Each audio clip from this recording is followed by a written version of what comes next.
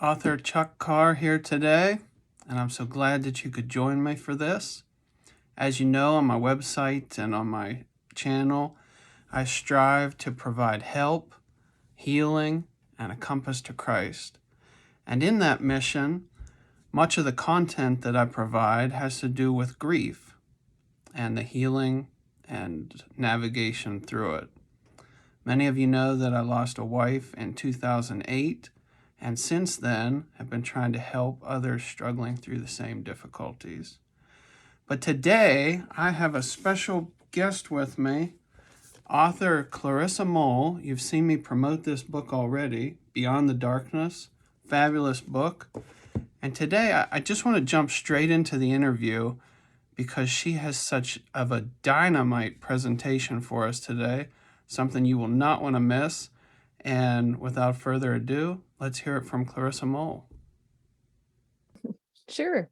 Well, thank you again for having me, Chuck. It's great to have this time to talk with you.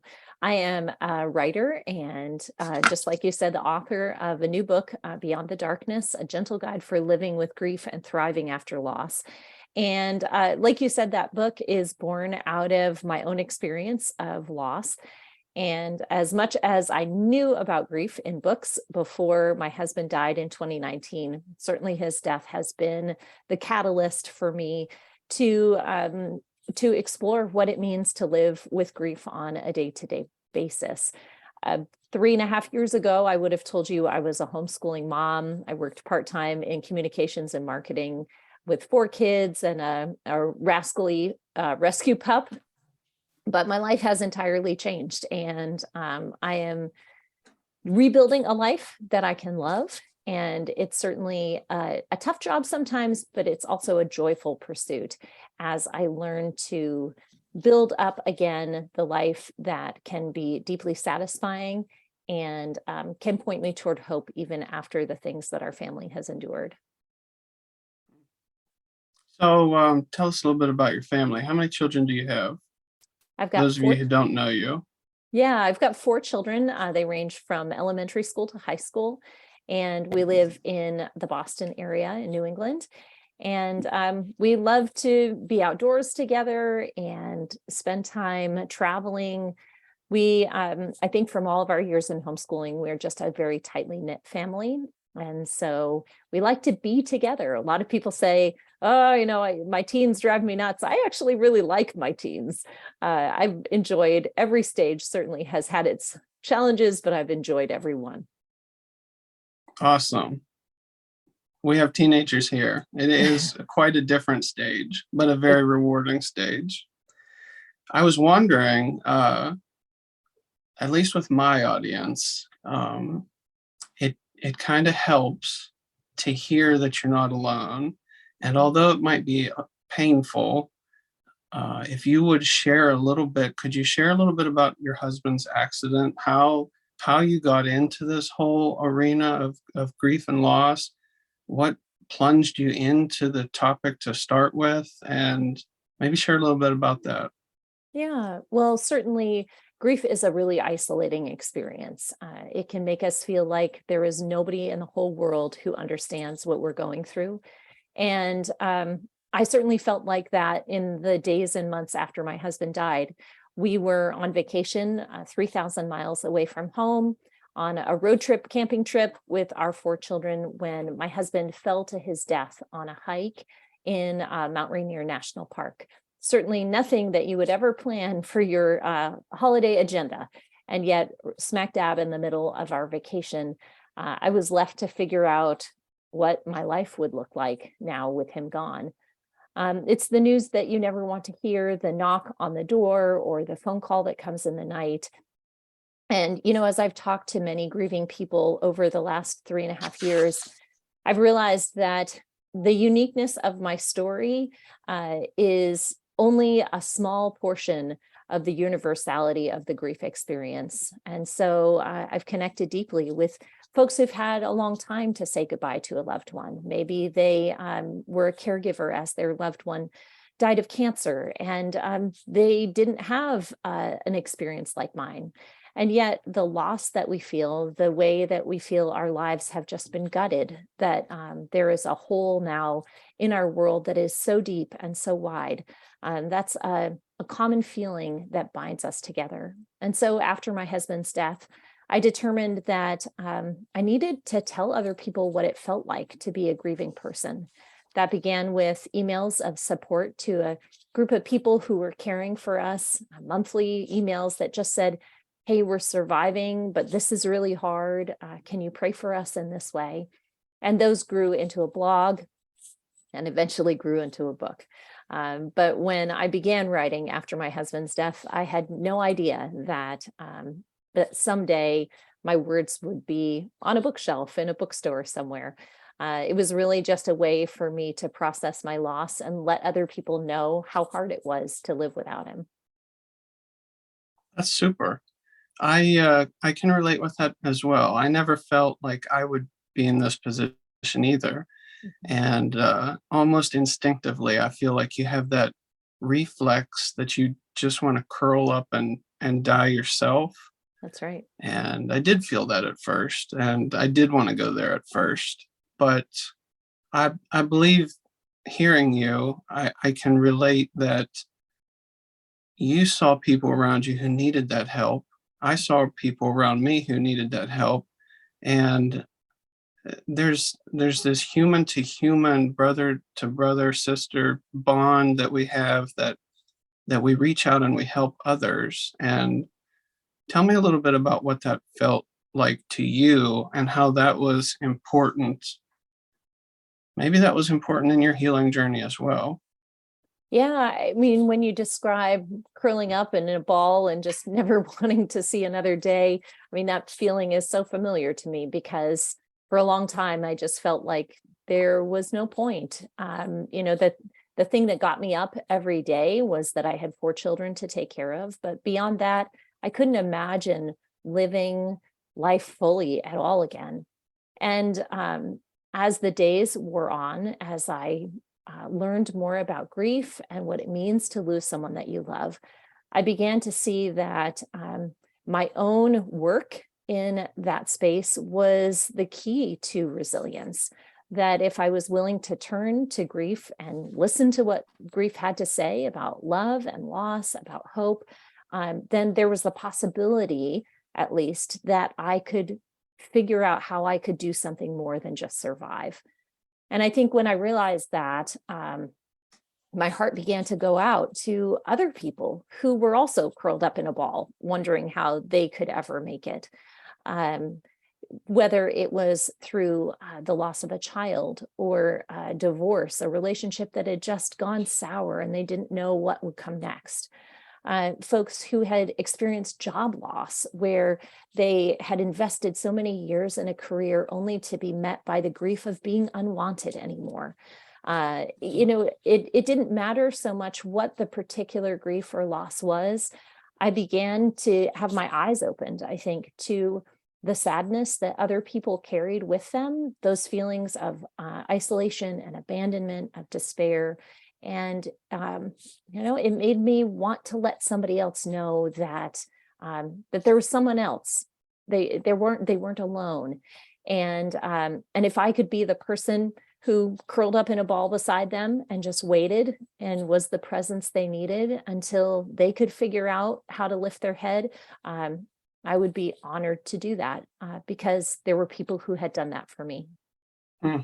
Well, that is so interesting. You say that in that way because that's how I met you.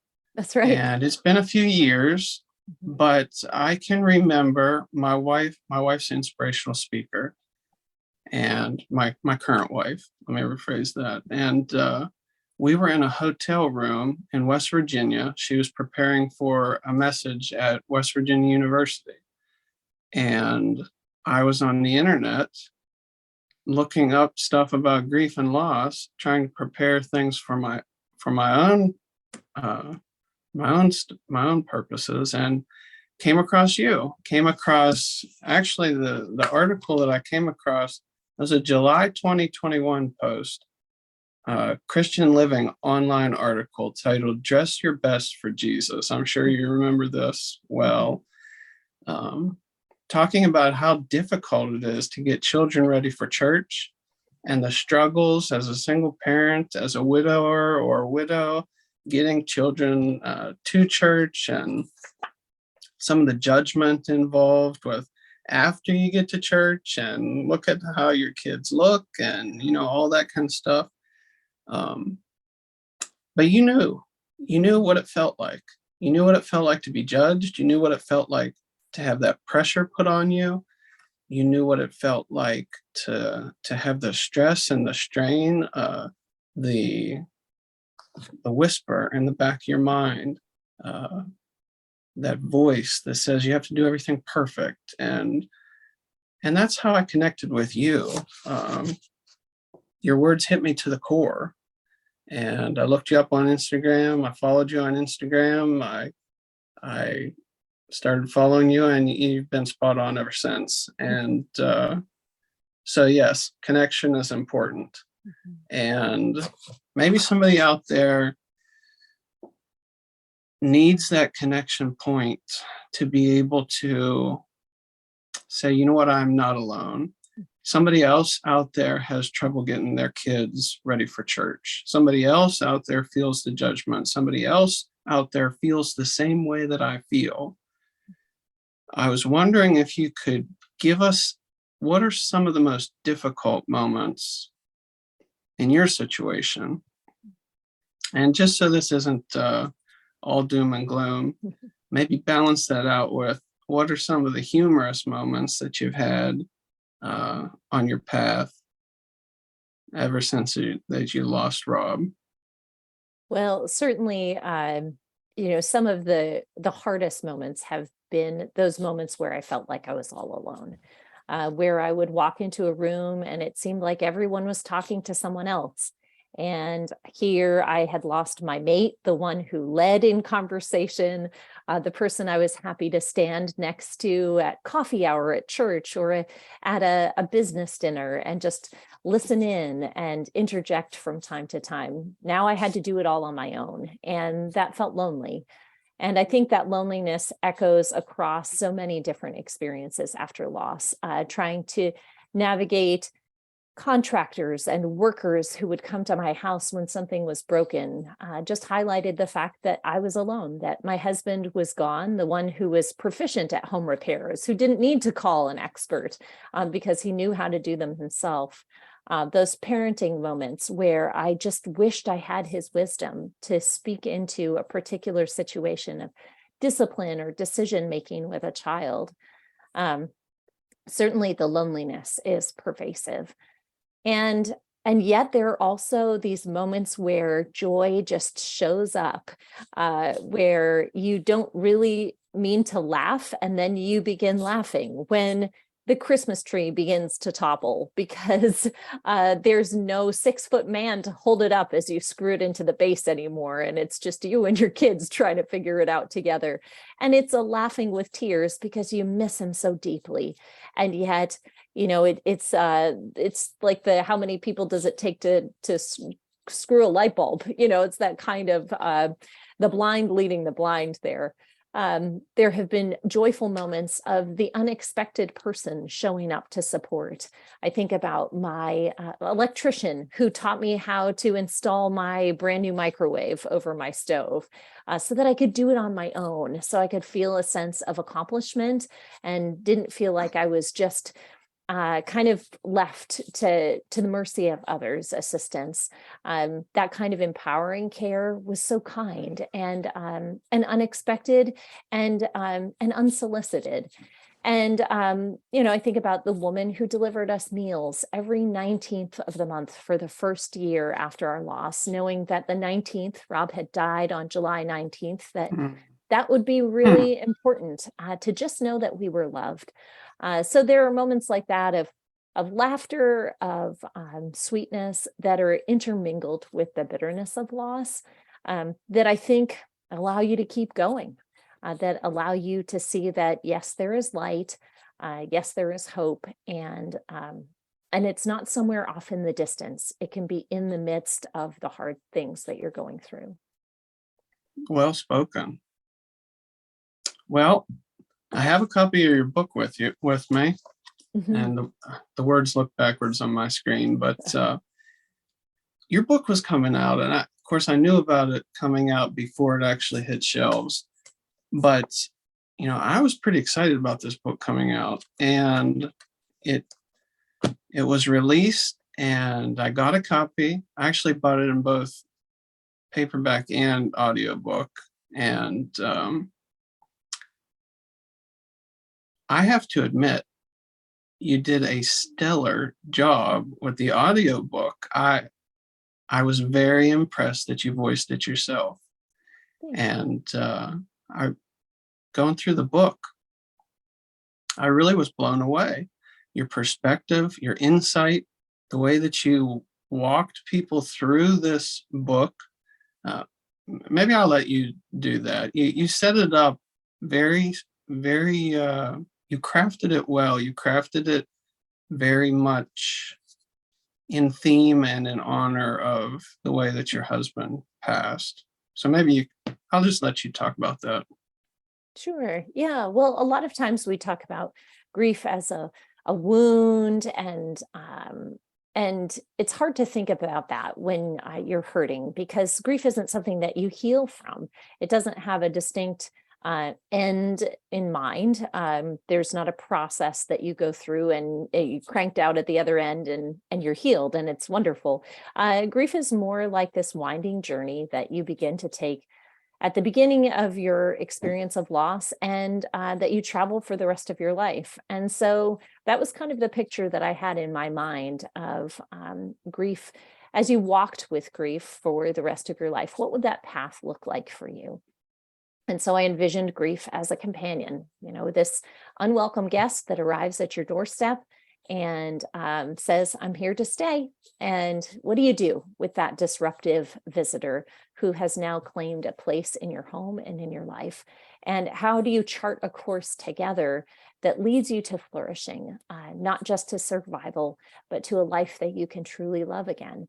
And so I hope that's the purpose of this book, and I hope it's clear as readers read it that certainly not trying to push anyone along. Grief is an experience. You get to know grief at your own pace, and whatever pace it is that works for you is just fine. And Um, I felt that as well. I felt yeah, like you took my hand and Grief's hand, and it was on a pace that I was comfortable with, and very easy and comfortable pace that brought me to a place that I felt healing as well. yeah, So, yeah. and it was from the point of view for the struggling Christian. Again, I wanted to highlight that because that's what really struck a chord with me, because it was so different from all the other books out there. Mhm. Um, I had not read a book like yours before, and so it was very important to me. Why did you feel like why did you feel this book needed published? What burned inside you? What was the it factor that this needed to be voiced to the world? Well, I had read a lot of grief literature that wasn't Christian, and found it really helpful, practical information about the nitty gritty parts of living after loss. And I had read a lot of devotional literature that talked about your relationship with God, the questions that you ask of God, the hope of heaven. But when it came to the devotional literature, I was left wondering how I was actually supposed to manage holidays after loss, or what did Mm-hmm. I do with my finances? And when I read the practical books about grief, I would be left wondering, where did my faith fit in here? How could my hope in Jesus make this more than just sort of an experience I had to endure? And so as I read those two different types of literature, I wondered, what if they could be put together? What if you could have the practical support that you actually needed to get through the toughest season of grief, whatever that season is for you, and do it with a gospel infused perspective, one where hope was always at the forefront. And you did a stellar job. Thank you. Stellar job. I have highly recommended this book since it came out. In fact, I've passed your book on to others and have been championing it on my own social media and website. And I was hoping that you wouldn't mind, but there's a few specific places in your book. I'm not going to spoil it, but if you would permit me, a few things stuck out to me. And remember, I've gone through loss, and most of the people that are going to hear this podcast also have gone through loss. So I'm hoping something can trigger and pull them in and resonate with them. But honestly, reading your book, you can't read the book without hearing your voice come through the pages, come through the voice, through the words. I am not alone. Someone else out there feels exactly the way that I feel. They get it. They know. And there's a specific spot. If I could read, you mind if I read? No, Little go excerpt? right ahead. Sure. All right. I'm on chapter 2. And you said, after Rob died, everywhere I looked, I saw death and grief. However, as time passed, I found that my life began to grow around my loss. This realization terrified me. As dreadful as the night at my campsite had been, I didn't want to get too far away from it. I never wanted to forget the searing pain and hollowness I felt in my body when I received the news that Rob was dead. To leave that somehow meant to leave him behind.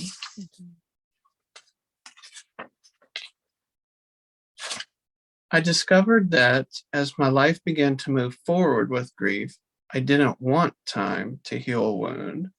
Feeling that acute pain made me feel close to Rob. If time healed death's wound, Rob would fade further and further into my past. I couldn't bear the thought of being far away from the man I loved. I scrambled to access those piercing feelings, but I couldn't. My grief was an expression of my love. Were my love and my sorrow fading away? Now, I know to some, everybody's different. Grief is different for everybody. And some people want to clean the closets and box everything and turn the page right away. I was not one of those people. And when I read that paragraph, I was like, wow, somebody understood. Because one of my biggest fears was that I was going to heal, and healing meant she would be forgotten. To someone who hasn't lost yet, that is the craziest thought in the world. But to you, to me, to thousands out there, that's probably the truest thing that they know.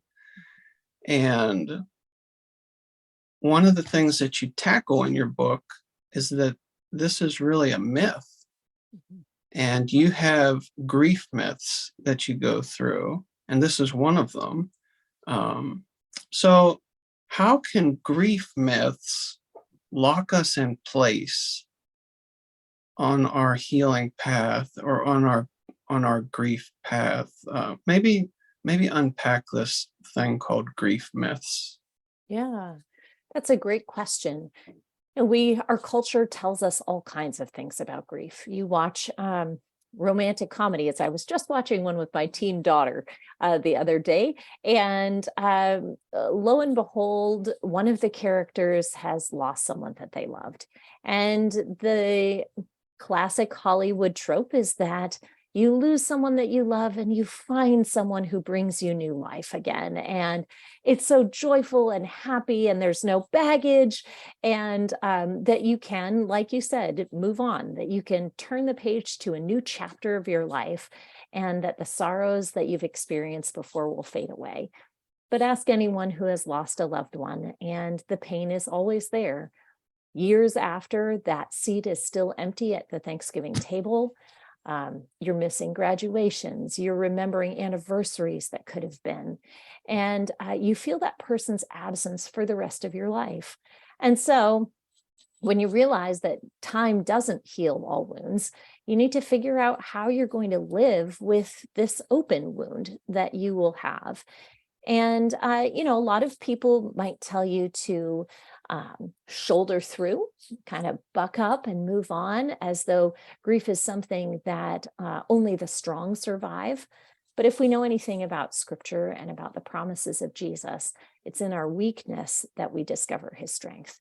And Amen. so for the Christian, these cultural ideas about steeling ourselves, about independence, about moving on, they actually are in conflict with the Christian gospel, a gospel where we worship a Jesus who has wounds in his hands. That's how his disciples recognize him. After he has risen from the dead, they recognize his voice and they see his wounds and they know it's him. And so it's okay to carry our woundedness with us.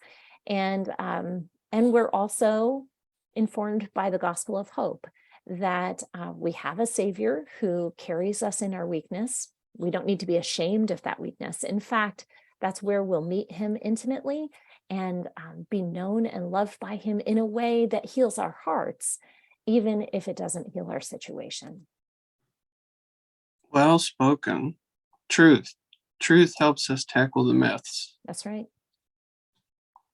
And I have to admit, one of my pet peeves in this whole subject of grief and loss is that the Christian almost has a separate set of feelings and emotions, and they're put over here. The rest of the world can feel sorrow. The rest of the world can feel all the emotions that's wrapped up with grief and loss, but not the Christian. The Christian has to still put on their pretty face and still look dignified. And I was a Christian. I am a Christian. And I hurt. And it really hurt.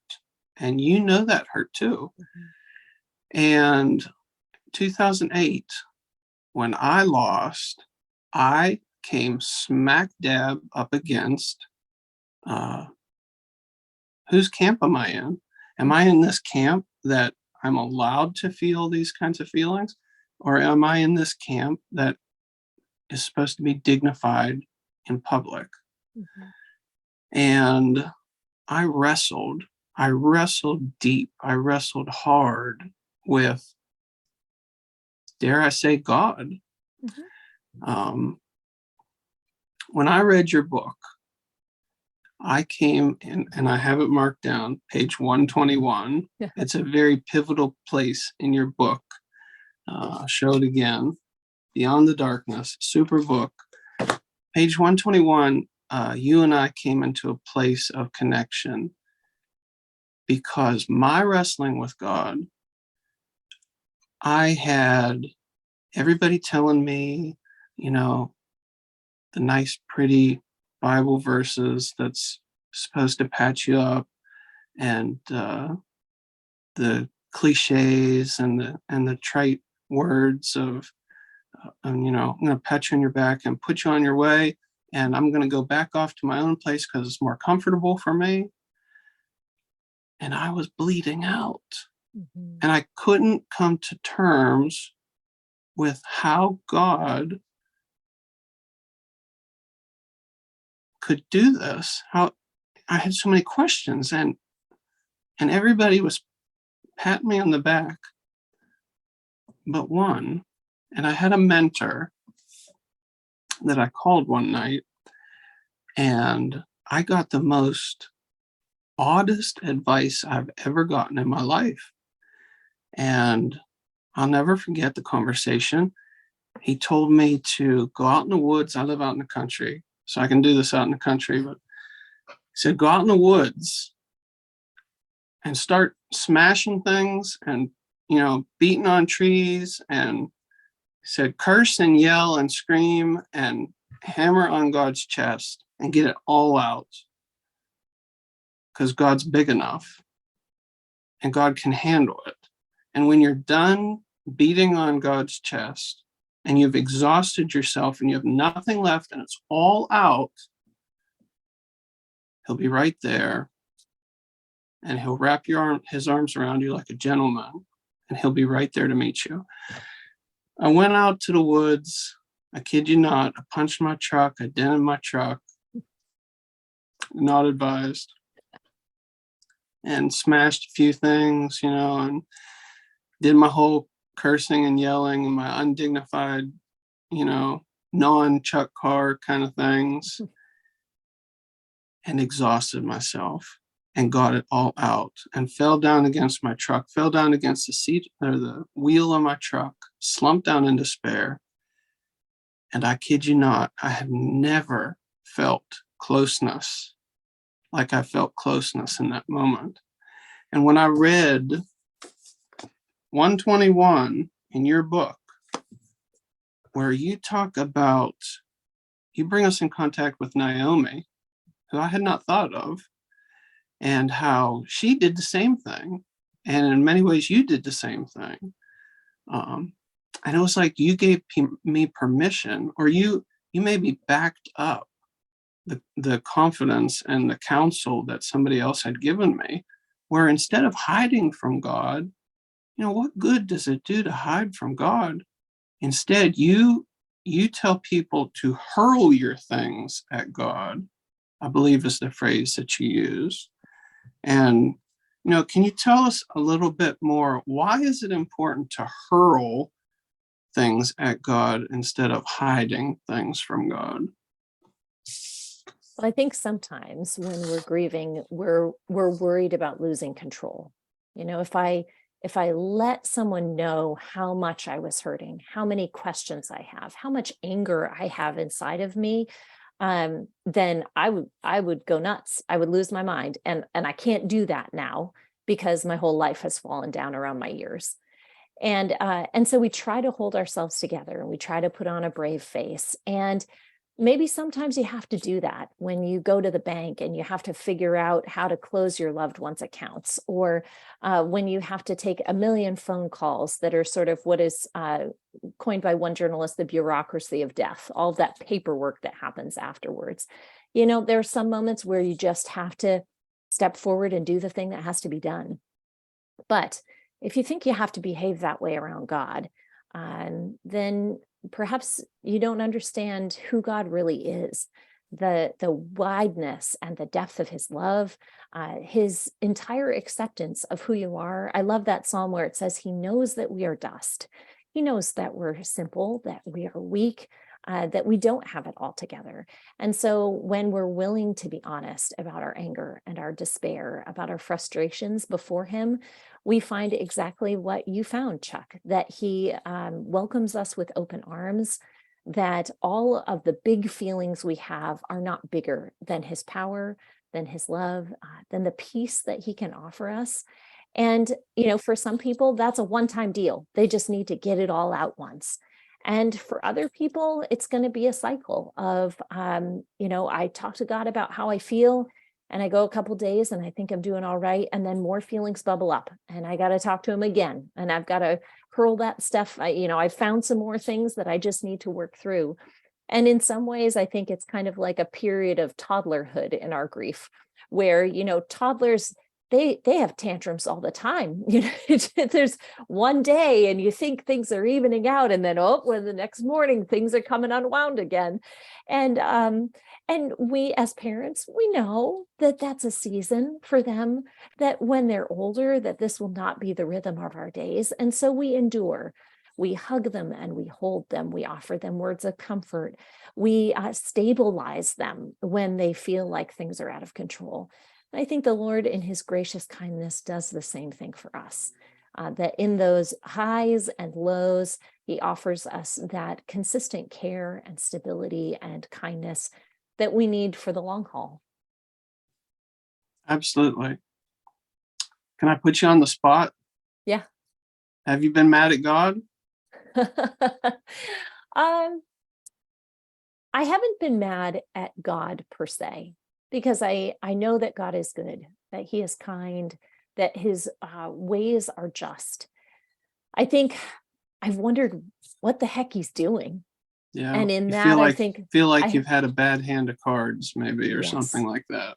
that there's been frustration there, Mm-hmm. where I've wondered, I tried to follow you and I tried to do things right. And why has it ended up like this? Um, which again, when you say a bad hand of cards, reveals another untruth, right? That if we follow God, the result will always be happiness and peace, that we will have things go right in our lives. And of course, Mm-hmm. this isn't what Jesus promises us at all, right? That in this world we'll have trouble, but he is our peace. And Mm. so when I do feel like I've been dealt a bad hand of cards, I have to be reminded that my relationship with God is not causal. It is not, I behave and you reward me. It is, I'm obedient and you love me with the Wow. kind of love that that covers everything, that covers the moments of my disobedience, that celebrates my obedience, that in mystery charts a good course for me, even when I don't know what it is. That is so good. I really like that. At least in my situation, I found I found in the silence, Mhm. God could speak to me the strongest. And I know that you touch on that in your book as well. Um, maybe, maybe just without spoiling too much about what's in your book, how does God speak to us in the silence? Well, we know the Old Testament prophet, is it Elijah or Elisha? I can't remember at the moment, but he stands on top of the mountain and the Lord is going to pass by, and the Lord is not in the storm. He is not in the earthquake. He's in the still small voice. And, when you've lost someone that you love, you want God to just shout it out, to put billboards up. And sometimes God doesn't speak to us in those ways. He doesn't attend to us with his presence in those ways. Sometimes it's so very quiet. And that silence can be really disheartening. It can be scary, because the silence that we experience with one another feels like a loss of support. Those friends who never show up, who never call. We look at them and we say, hey, I needed you and you weren't here. But that's thankfully not how God operates, right? In his silence, he is still moving, he is still working, he is still good. And so we don't need to project those human failures on God when God is quiet in our loss. Sometimes when you are holding a crying baby, the best thing you can do is not to sing, but to just quietly rock that baby. And I think Mm-hmm. the image of us in our Lord's arms, that tender care, sometimes comes to us in ways that don't have words. Mm. Very good. Very good. Another thing that really stood out in your book, and again, a plug in for your book, best book on Christian grief and loss I've ever read. But in chapter 10, you deal with something that I have never heard anybody tackle before, and that is for the widow or the widower, it is very difficult to go back to church after loss. And that's so sad to me because that should be the best place to go. That should be the healing place. That should be the camp that binds up your wounds and fixes you back up and pours oil on you and all those things, and they do. But for the person who's lost, it is almost impossible to get your legs to walk back into the church. And if I could read another excerpt, you said it very well. In 2020, I nervously hit the send button on an article I'd written for Christianity Today about letting grief come to church. In that piece, I'd admitted something I hadn't been able to voice out loud to many people since Rob died. Going to church after loss was hard, harder than hard. Even though I'd call myself a follower of Jesus for most of my life, after my traumatic loss, church felt like the last place I could return. And I'll stand with you on that. Uh, I was a I was a youth pastor at the time of my loss, and it was hard. It was hard, and they were family, and they are. Your church is your family. It was hard. So I got to ask you, from your perspective, why do you feel like it's so hard for someone who is lost to get themselves back into the church? Well, like you, my church was family too, and they did their best to care for us. And it's certainly not a bad word against any particular congregation. I think church is a place of intimacy because it feels like a family. You have laughed together, you've worshiped together, and worship is an intimate experience. And so moving back into intimacy after you have lost a loved one can be really challenging. It can make you feel vulnerable in ways that you're not comfortable being vulnerable in public anymore. It can remind you of your loss, the memories that are so a part of services and Mm-hmm. songs and prayers, even where you sat in church. Those things can trigger really difficult memories and make it so that it's infinitely harder than going to the grocery store or the bank or to school again. Yep. There's a different connection. It's way different than going to the grocery store. What piece of advice do you have for somebody struggling? Because we need people. That's what they need. They need to get back into their family, their church body, where they can hear the word and get plugged back in. So what advice do you have for somebody who's in that spot? Well, like most things, I think starting slow is a good idea. Anytime you jump into something big, it can feel like a big shock. I think about the Atlantic Ocean. We're just as the crow flies about 10 miles from the Atlantic. And every summer when it's time to go to the beach for the first time, my kids want to run right into the water. And they run down the beach into the ocean, jump in, and wow, is that a big shock. It is cold. It is very, very cold. And I think when you're trying to go back to church after loss, it can feel like that kind of shock. If you just say, well, I've got to go and I'm going to run right in, I'm going to get back involved, I'm going to go to worship services, and then it just feels overwhelming. So I'd recommend putting your toe in first. Find the thing that feels most comfortable. Maybe it's sitting and watching your service online for the first time and just getting used to those familiar rhythms without your person beside you. About the Then, oh yeah, go for it. Oh yeah, I didn't know you had more. I was going to say, what about the flip side? What Well, about somebody like me? Um, Somebody I know has just yes. lost. How can I help them? Well, that would be the next thing. After you've kind of gotten accustomed to hearing those sounds again and seeing those things, maybe at a screen's distance, ask a trusted friend to come with you. Find someone like you, Chuck, who understands what it means to lose someone and say, would you sit next to me in church? I'm kind of nervous about going, maybe sit in the back by an exit where you could leave if you needed to. Don't be ashamed to cry in the bathroom.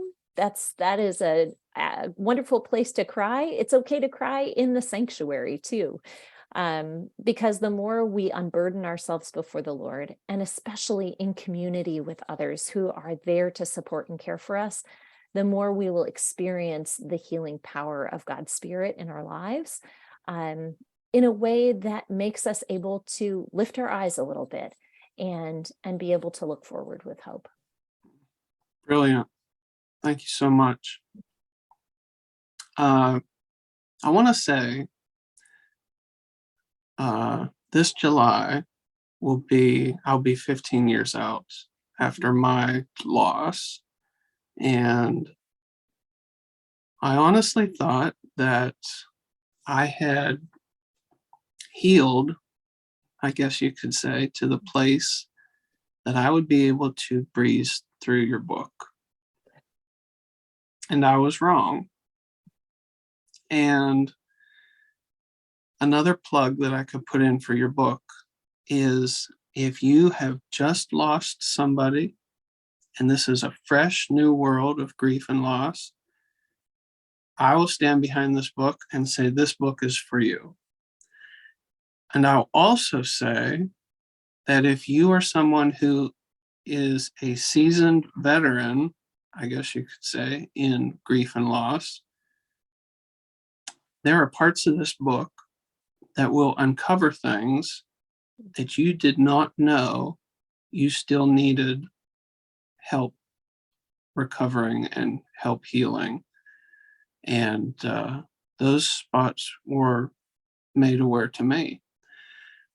Even somebody that's almost 15 years out, it never goes away. Mhm. It never parts of this book touched me in a deep place that brought tears to me. And I realized that I still had healing left to do. So I feel that this book is for everybody. Everybody can walk away with something from your book. And I commend you. You did a fabulous job on this on this project, and even more than just the book itself, you are advocating in the Christian community a voice that, to my knowledge, doesn't exist without you, and that is super, super important. So I applaud you and commend you and thank you.